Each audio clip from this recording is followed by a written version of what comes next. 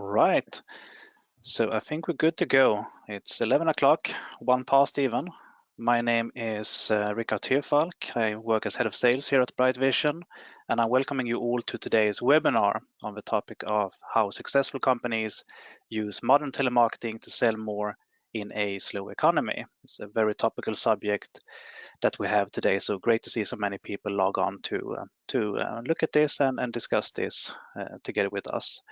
With me, I have our very own CEO, Jacob Löwenbrand. I see that you are with us, Jacob. Can we hear you as well?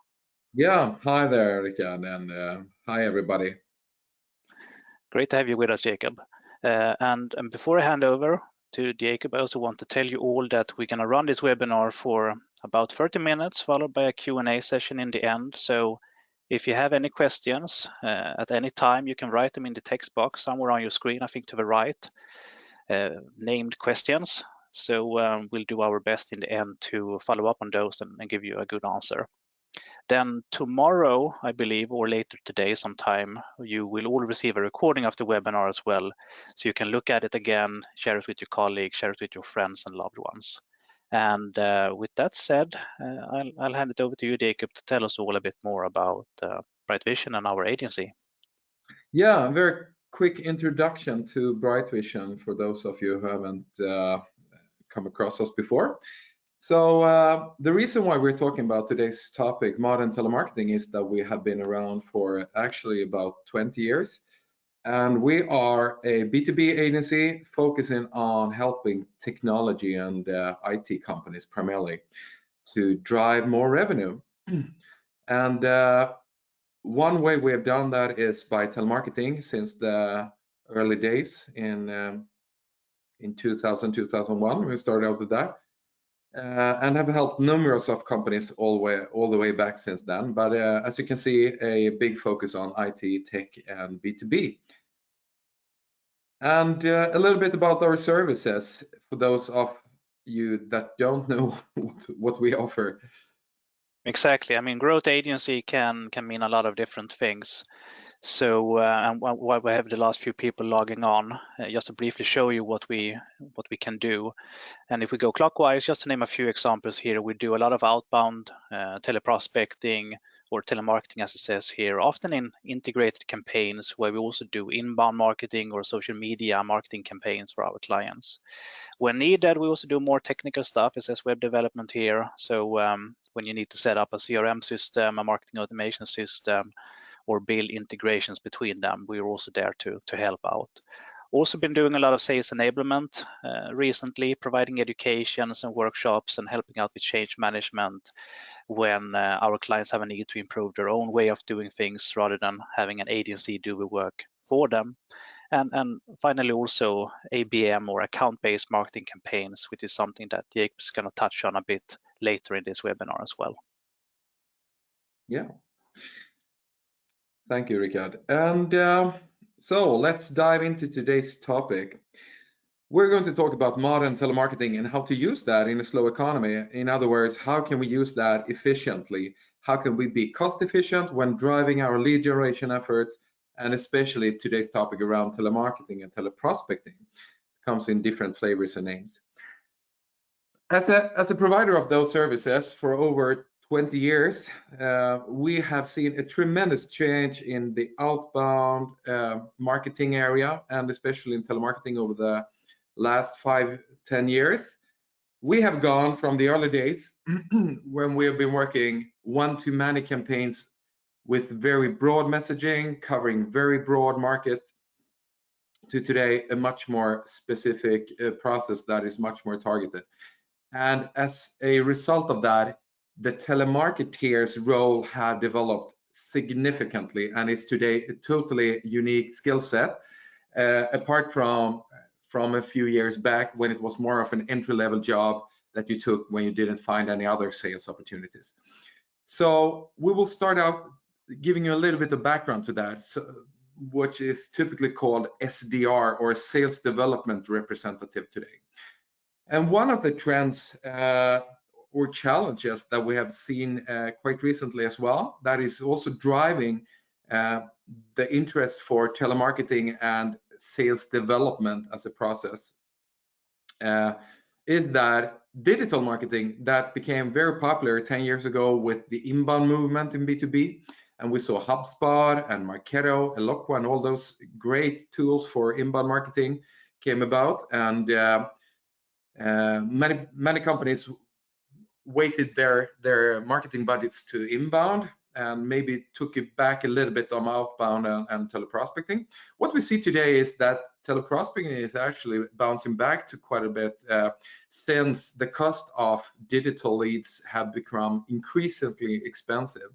When we started out and building our digital team here 6-7 years ago at Bright Vision, we had a click cost for a good executive person on LinkedIn. We're about 30-40 kronor, Swedish kronor.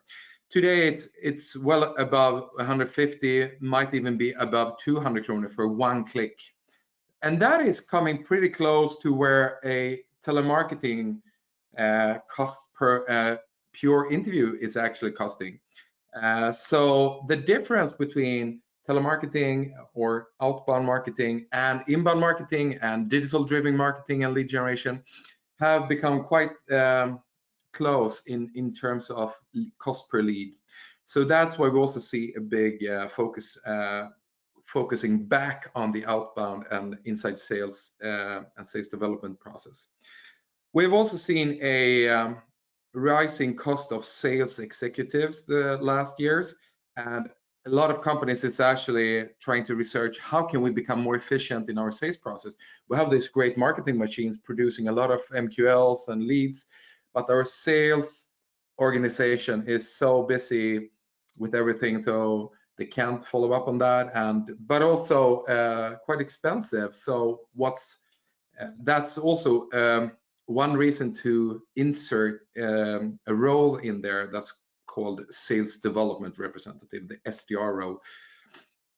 And then we have the inbound movement, who is also driving this, Rickard.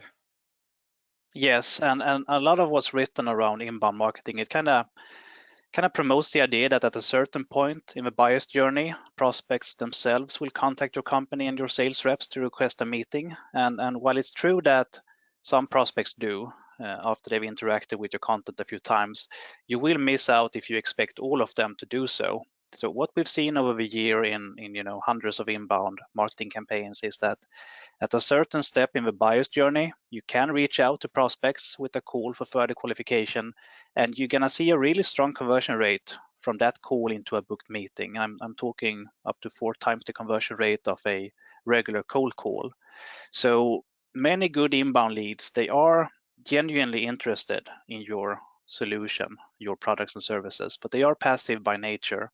So at the right point in time, you need to give them, a slight nudge in the right direction. So kind of proper inbound marketing really includes an SDR by design. So that's something to keep in mind. It's part of an integrated inbound sales process as well. Yeah, I totally agree. And that also clarifies that our philosophy around inbound versus outbound is that both are necessary in order to drive efficient lead generation. So we don't want to say that one of the other is better than the other one, but they both complement each other and have different roles in this process. So to summarize that is, I think this is quite easy to understand how to define and the effectiveness of a sales development representative. So it's a sales role, an inside sales role that uses phone, email, social media, that both follow-ups on inbound emails that the account executives many times don't have time to or don't prioritize, but also research outbound accounts, which we're also going to talk about in a minute, and setting up a great process about how to build sales pipeline and set meetings for the account executives, which give you a leverage of your more senior salespersons. In other words, becoming more efficient in your cost of sales. So that is what the SDR role is about in overview. Right, and to see where it is in this whole process of turning prospects into leads, into opportunities and new clients, this is a chart of the lead flow in a marketing and sales process. I'm not going to go through it in detail. If you want a copy, I can send one to you afterwards if you reach out to me, or you can take a screenshot. But as you can see, the SDR role is in the middle, kind of working as a bridge between the two parts of the sales funnel, marketing and sales. And just above it, you have your inbound marketing machine, creating leads from your overall broad target group, as well as from key segments within that broader target group, specific industries, for example, where you have a really good fit between them and your products and services. And ideally, the SDR should, at least in the beginning of setting this up, if you're new to this, they should try and follow up on as many of these inbound leads as possible, both from the broad target group and especially from the key segments of that target group.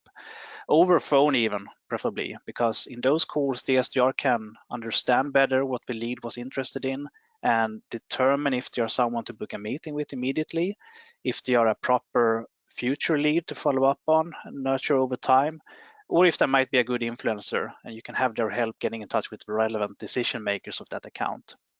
Also, through these calls, you can understand better what type of content or topics your prospects are looking for. That's valuable information. Oftentimes the marketing department who creates your content, they have to guess what the prospects are interested in or look at metrics from their campaigns. But giving them that information from the front lines, from your calls, is often very appreciated. So good work in working in connection like that. And with that covered, with what the SDR is doing as part of the inbound machine, it's also important to notice the arrow to the right on the chart, showing the SDR doing cold prospecting towards the key target groups you have defined. For those companies, for those organizations, you don't want to wait around for their decision makers to interact with your inbound content. You want to get in immediate touch with them because those are the companies you really want to work with, right? So either call them to book a meeting, or if not possible, email them after the call with links to relevant white papers or other material you might have. So your cold calls, what happens is that your cold calls actually supports the number of leads you get looking at your content and who opt in for more information long term. So inbound marketing and outbound prospecting, account-based prospecting, working together through the SDR function. That's what it's all about, looking at this flow.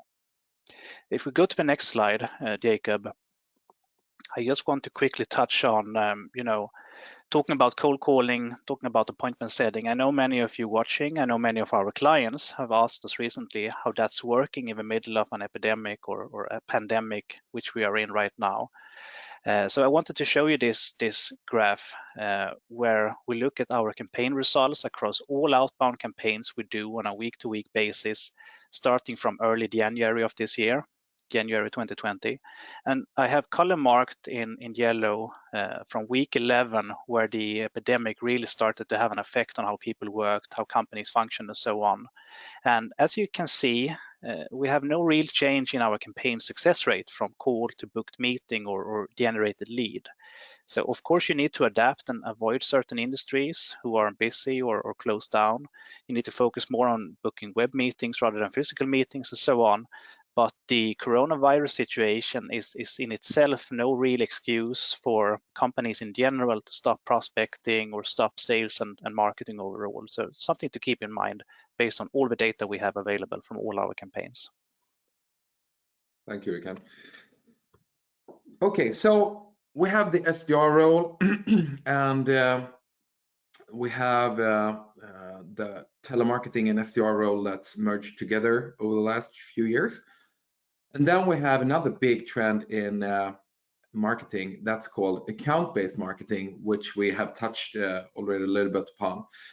But for those of you who are not aware of the concept of account-based marketing, ABM, it's a concept there where you flip the inbound funnel, where you say, here we have a lot of people who are surfing around and asking Google questions and finding content that's relevant that they want to read more about and so forth, and finally they sign up in a form to download something or participate in a webinar like this.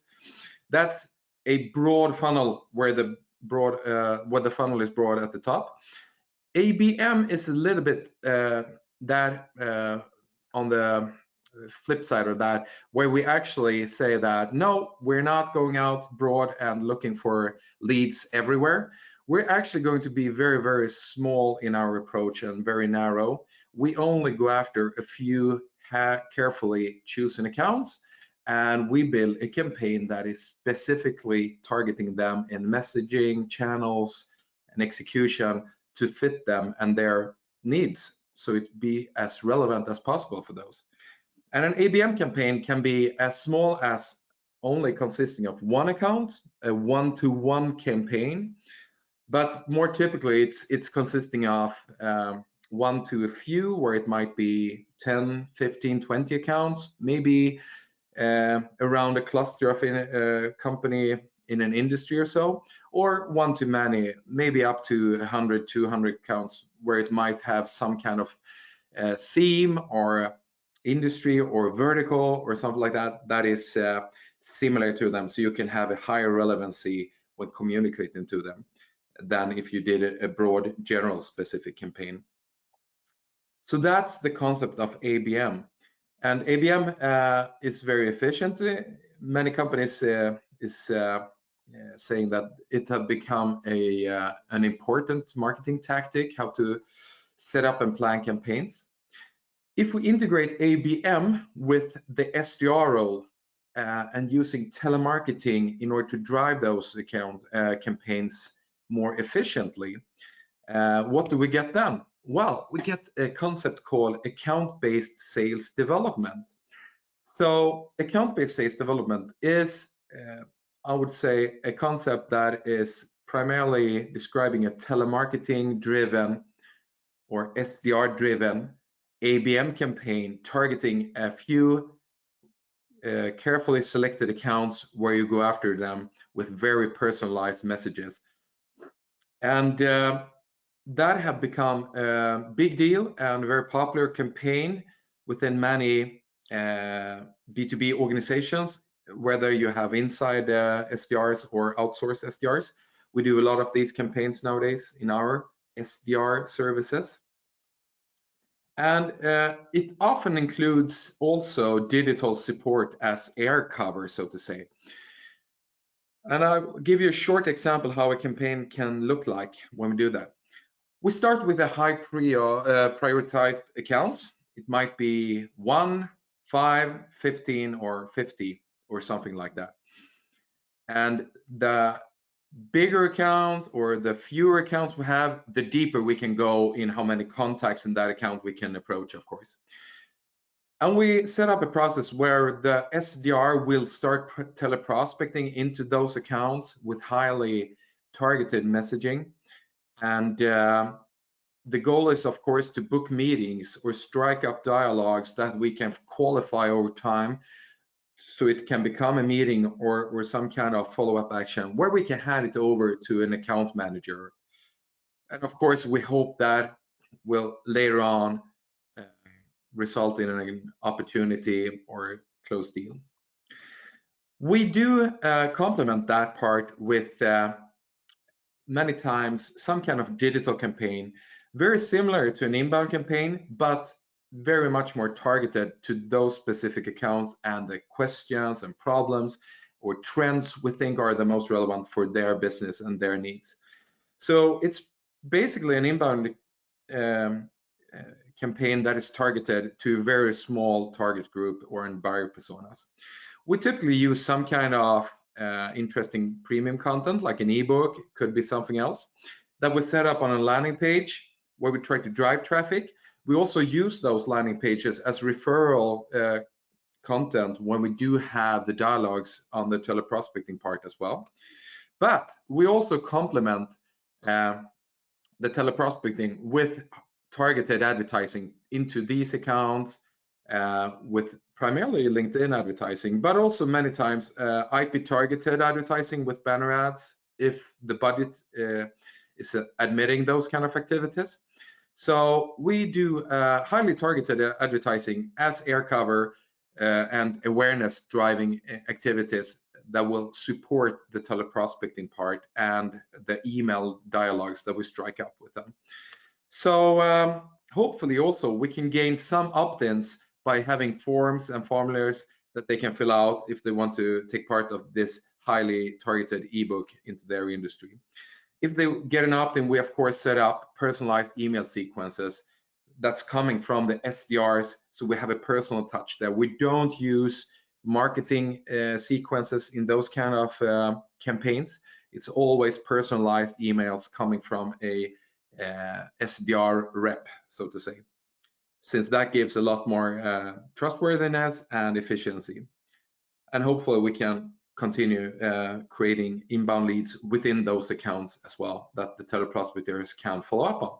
So this can be the skeleton of an ABM slash sales development driven campaign for a high prioritized account. And this is very efficient ways to use telemarketing today, we would say, and can see a big trend of many companies going more and more narrow or setting up small sub campaigns within a larger campaign framework or time frame. 3 quick tips around this. SDR messaging is typically, traditionally, very much pitching products. That's how we started out 20 years ago, and we kept doing that for the 10 first years. Then we have slightly transitioned over the years to much more inbound driven or inbound similar messaging. Today, we're primarily not discussing topics like we have a great product, we have a new offer, maybe you would like to have a pricing. That's very late stage content. And if you compare that to the inbound buyer's journey, we have the same buyer's journey on the outbound side. So we need to be aware of what person is it I'm talking to, what kind of problems do they have, and where do they fit into the buyer's journey.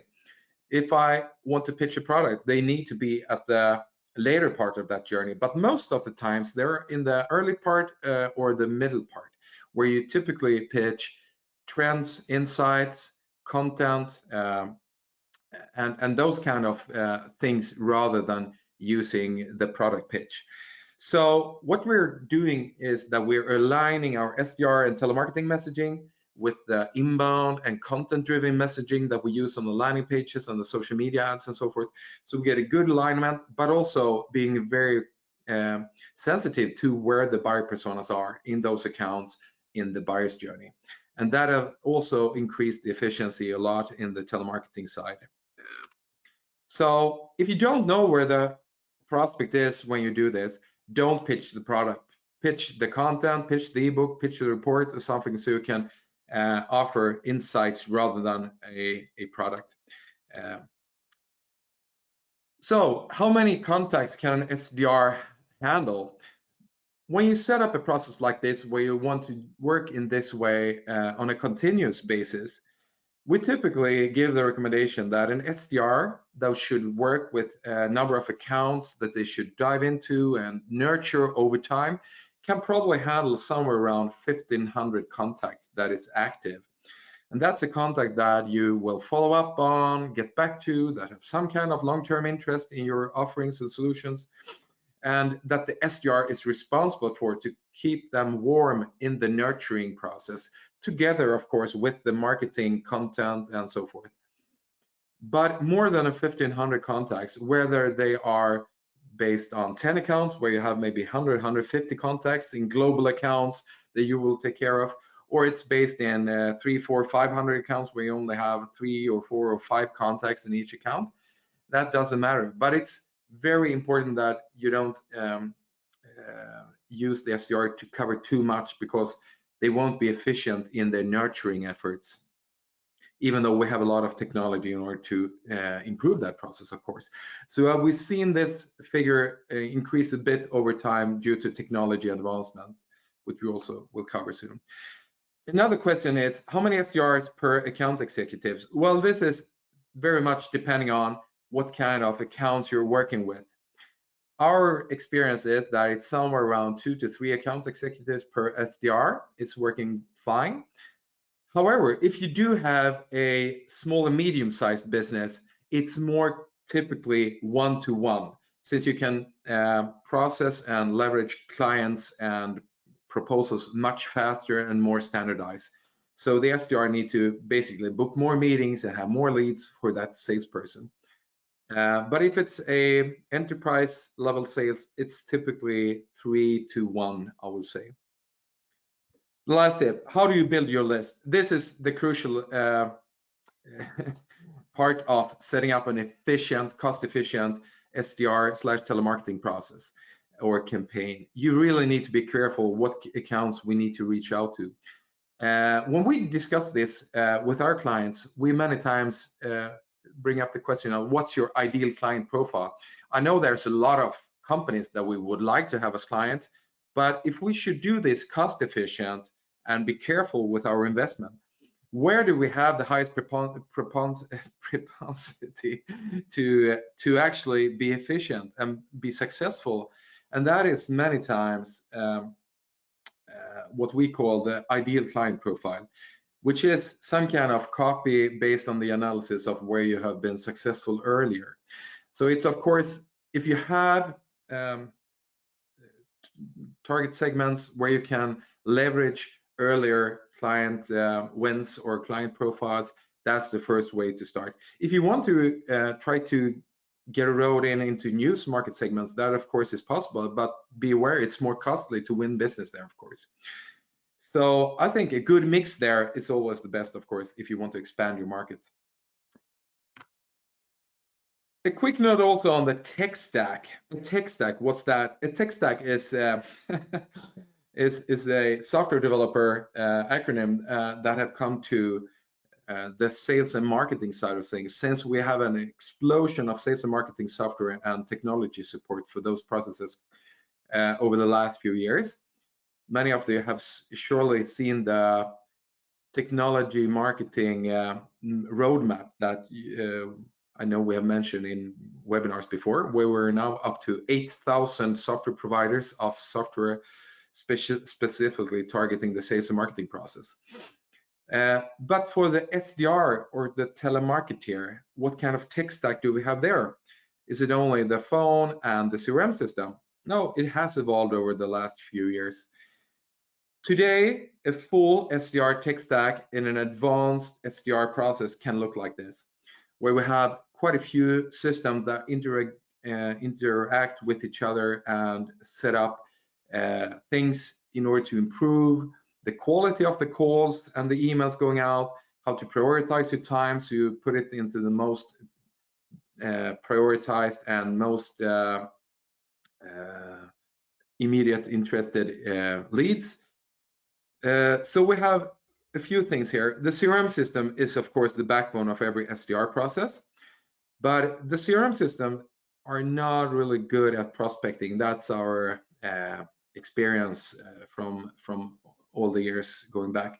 It has become much better over the last 3 years, I would say, but we also seen new software categories popping up as an add-on to the more big CRM systems.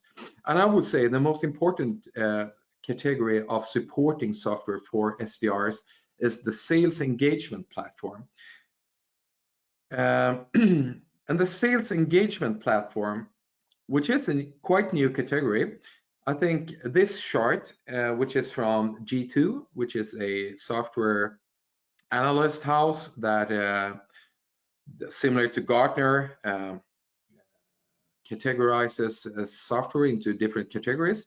So they defined this category 2 years ago, and sales engagement is an add-on to a CRM system where you have the things and the tools, an SDR or a frontline salesperson that has prospecting as primary duty that they need on a daily basis so they can be as efficient as possible.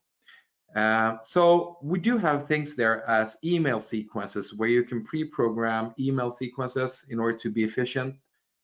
We have advanced telephone support or systems, so you can do one-click calls and follow-ups without having the hassle to use your mobile phone and so on.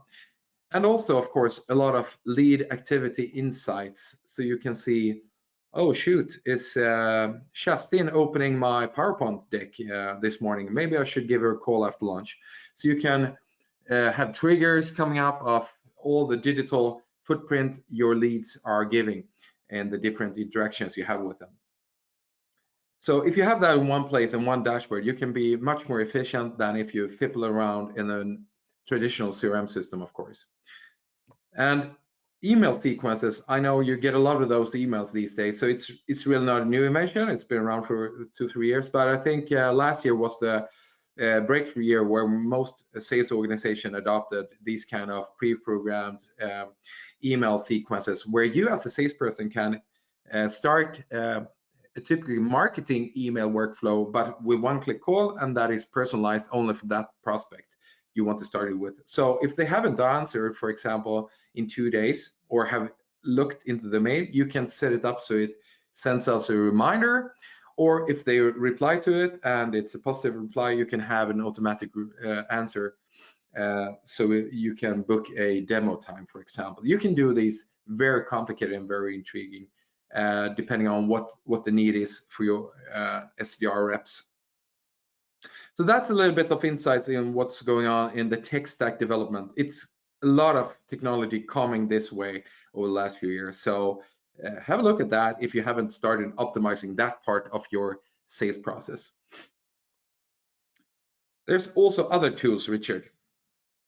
Yeah, so as a final point on your tech stack, LinkedIn Navigator is, as you should all know, a very popular tool for salespeople to work on. So if we look at our first bullet here, it's heavily marketed and boasts about being great at providing news on companies, more emails, integrations to CRM, and so on.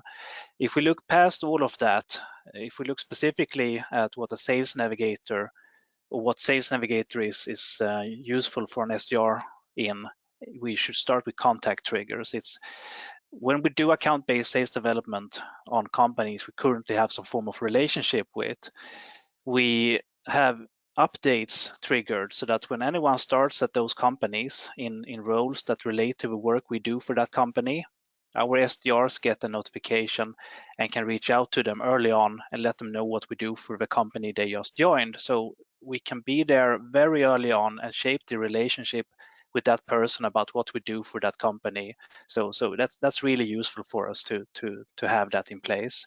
Also, second point here, mapping of ABM accounts. It only takes a few minutes to get a good overview of the total number of relevant decision makers and influencers to pursue, as well as how they are split between different markets. For example, if we look at the ABM efforts we do at Bright Vision for our own marketing process, we like to get a quick idea of how many of the contacts at that account that are distributed between sales, marketing, and partner support, partner ecosystem, because that's the roles that we focus on in our sales.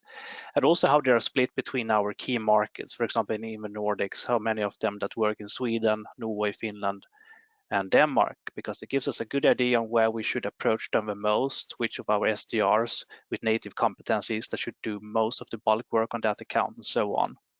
So this in itself is enough to recommend LinkedIn Navigator from my end. I think it's going to get, if we look at the last bullet here, I think it's going to get more and more important in the future, because we can kind of see a trend in LinkedIn taking more and more of the freedom and functionality from LinkedIn Free and putting it in LinkedIn Premium or in Sales Navigator. So if you're not using it right now, you should start look more and more at it. You can do it the trial version, 30-day trial version if you like, and see if it's something to use for your SDRs as well. Yeah. Moving on, leaving the tech stack and looking at mistakes to avoid. I mean, we've done this for a long time. We made all the mistakes you can do over the last decade setting this up. So some ideas to share if you're going to set this up, or if you're looking to revise your model that you have in place. Yeah, go to this slide, first bullet. First of all, you should recognize that this is not your classic junior sales rep straight from school, or even an intern, which I know some companies use. This is a complex role requiring lots of knowledge, expertise in new tools, expertise in data finding, and most of all, some level of seniority in the conversations they're going to have, especially on the cold calling part towards your high priority accounts. They need to, to have some knowledge, some expertise in doing sales prospecting. Second thing to look at that kind of goes with the first one, is that now when you've hired on your experts, you need to create a career path for them to feel that they evolve their competencies and of course are compensated adequately for their work. You want them to become better and better at their job and have them stay on for a few years in that specific role without them feeling forced to find another role in your sales department to go up in salary. Becoming an account manager just because they want to go up in salary is never a good option. It should be different roles with different types of expertise in your organization, or even worse if they would, leave your company and go somewhere else. So keep that in mind. It's a specific expert role that needs to be hired based on those factors and needs to have a career path developed with that in mind. Last thing to keep in mind here is lead scoring. Everyone seems to be so eager to set that up early on as soon as they purchase some systems to set this up. My take on that would be to kind of hold off on it and instead opt for your SDRs to use their experience in deciding which leads to follow up on. Creating a point-based system is a bit tricky and is often done by people who aren't really involved in the SDR team, meaning that you risk filtering out relevant follow-ups. So let the SDRs do their job instead. And when they feel they have too many inbound leads to handle, then you can consider setting up some very basic scoring measures to implement. And you try them out for a few weeks or months before you consider making any additional filters in place. And on the same topic, just get rid of metrics like maximum call attempts, pickups per hour, etc. Again, this is an expert role that needs to have decision-making power and autonomy if it's going to work as intended and if you're going to get the best possible results from it. So keep those things in mind when you set this up, so you don't make the same mistakes as we did some years back, learning to work with this. Finally, if we look at if this is something that you should set up in-house or if you should outsource your SDR team to an agency, there are some pros and cons to both these options. We're running a bit out of time, so I'll just touch on it briefly on the next slide here.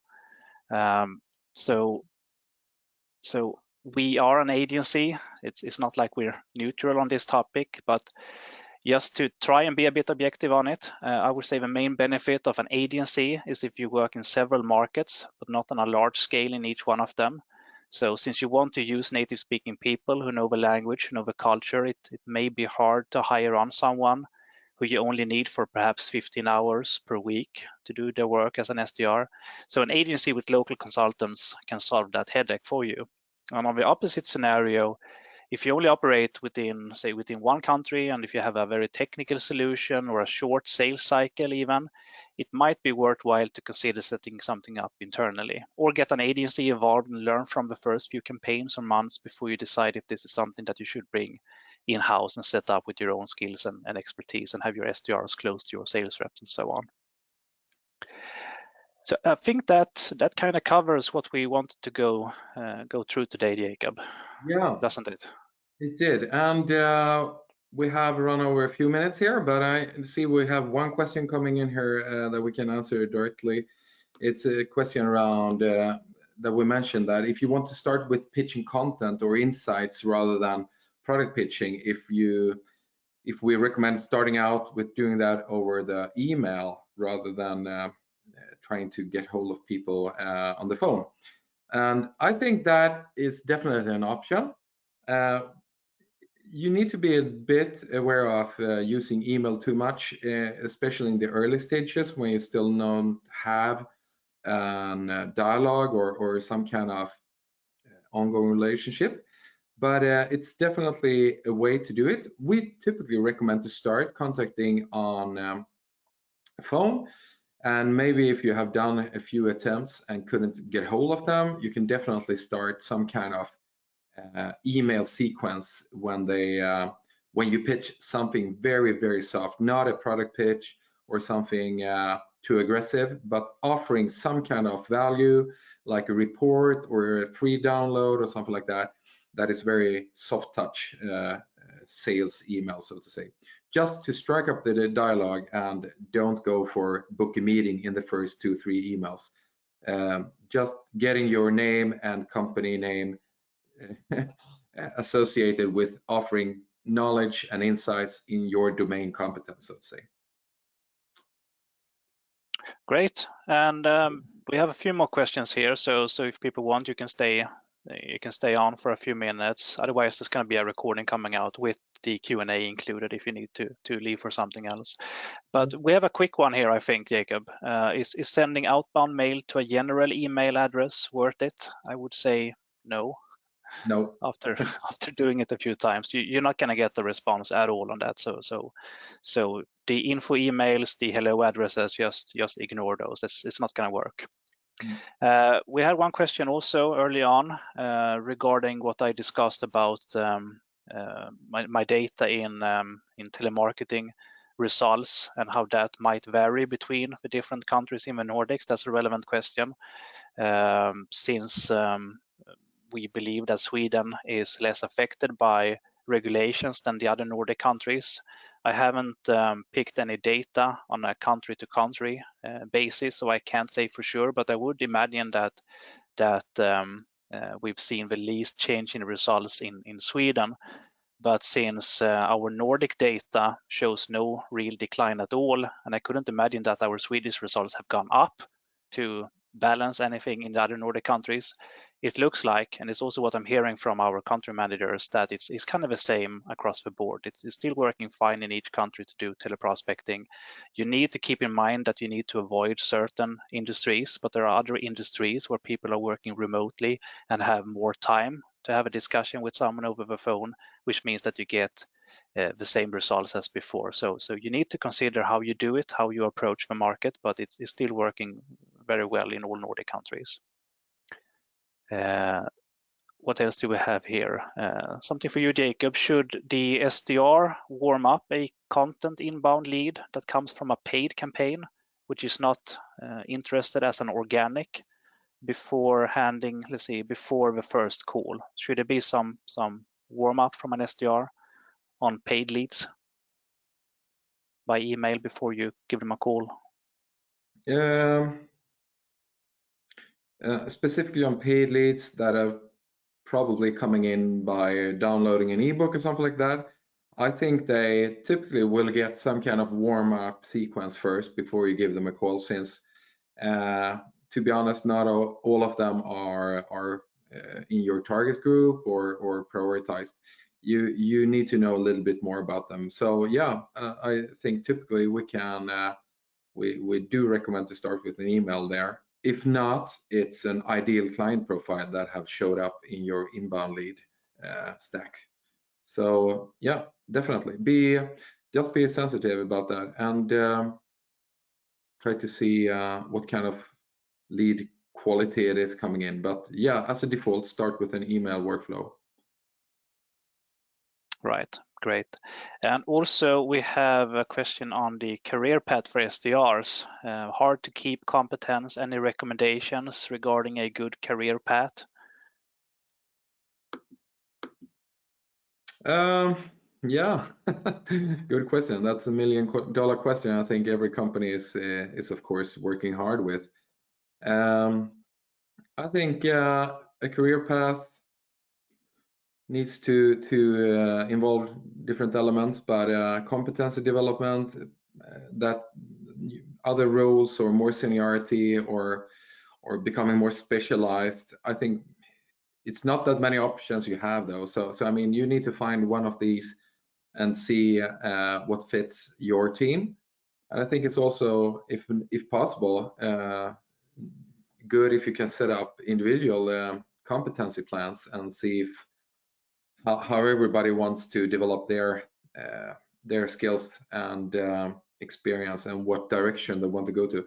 Some persons want to go to outside sales and become more of that person, but other want to become better at what they do and be more insightful and experienced. So yeah, there's no really easy answer to that question. I would say it's it's just I mean, it's a broad role from the start, so it's hard to expand it step by step. I think what's more important is to accept that when they've been on the role for a while, when they improve their metrics, their conversion rates and everything, and can handle more and more prospects in their tribe, you need to make sure that you can give them the pay bumps that they expect. You should not have, the top compensation possible in that role should not be below the minimum role, the minimum pay of an account manager or a key account manager, as I've seen in some companies.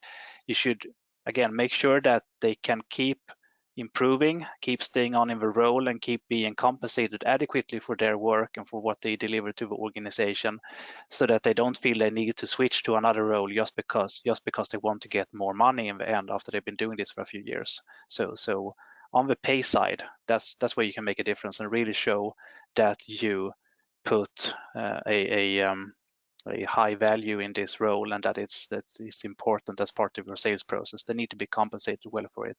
That's really important to make sure that they stay on for long term.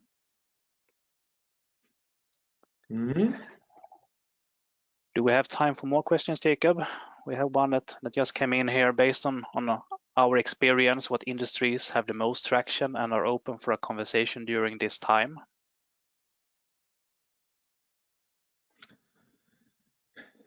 Yeah, good question. Also a question that is highly relevant.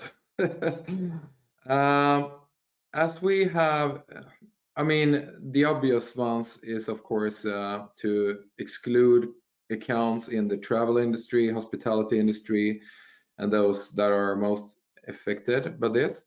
It can, however, be some opportunities in those if you have an offering that is some kind of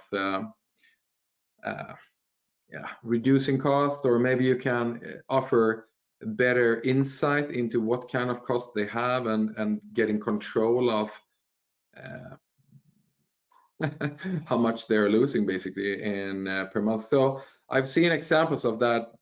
I know the daily newspaper industry had a crisis a few years back, and we actually did a campaign towards that segment when they had one of the worst crises in many years. And actually it was possible to actually set up and get a lot of interest if you could offer something that could get them to reduce costs quickly or get them insights on how to reduce costs quickly. So yeah, but that's very rare, of course. Otherwise, but it's worthwhile to sorry to interrupt, Jacob, but I think it's worthwhile to test it out. I mean, if you still see that you get inbound leads coming from an industry that you expected to kind of close down, if you still see many, I don't know, retail leads coming in as part of the inbound process, follow up on them and hear them out. What are they looking at right now? Are they working? Are they taking meetings? Same thing with your cold calling from your SDRs. Have them call 3-4 companies in one of your usual key segments that you want to focus on that seems to have been struck by the situation we have right now. Hear them out. Are they open for business? Are they open for meetings regarding solutions they might implement in a year's time? There's long sales cycles around many of the solutions that we help our clients with. So test the waters before you just throw out the whole industry. See what happens when you speak with them and learn from them. It's usually quick to get that insight and adapt based on that information. Absolutely. What I don't think anybody should do is start spamming the market in desperation just because some of your market segments where you're having your client base is doing badly right now and you're losing business. You really need to be analytical in that approach and try to go after the segments where you think you have the most propensity. You don't have probably not resources to take on many segments and try to open them at the same time. So try to see where you have a good fit between a segment that's still doing okay or good and where you have your references and your insights, and if you can transfer them to new market segments that have some kind of similarity or same business logic or same business systems or something like that. So you really do candidate for that. Have your salespersons call into that segment and try to reach it, research it for a few calls or hours, and see if you get some kind of indication of it, whether it's a good fit or not. But don't go back to the 2010 tactics when you send 1,000 emails to random companies. and hope for the best. I think that's waste of time. That's a good point to wrap up on. We have no more questions coming in. If anything comes up after we end this webinar, you can email us and we'll get back to you in writing Yeah, with your question. So yeah, thank you everyone for listening in today. Again, you'll get a recording later today or tomorrow at the latest. So you can go back and look at it when you make your plans for your SDR function in the future. Yeah, and we're here to help you if you have more questions. So just reach out to us and talk to you soon then. Okay, have a great day. Thank you so much for the time. Stay safe. Bye-bye. Bye.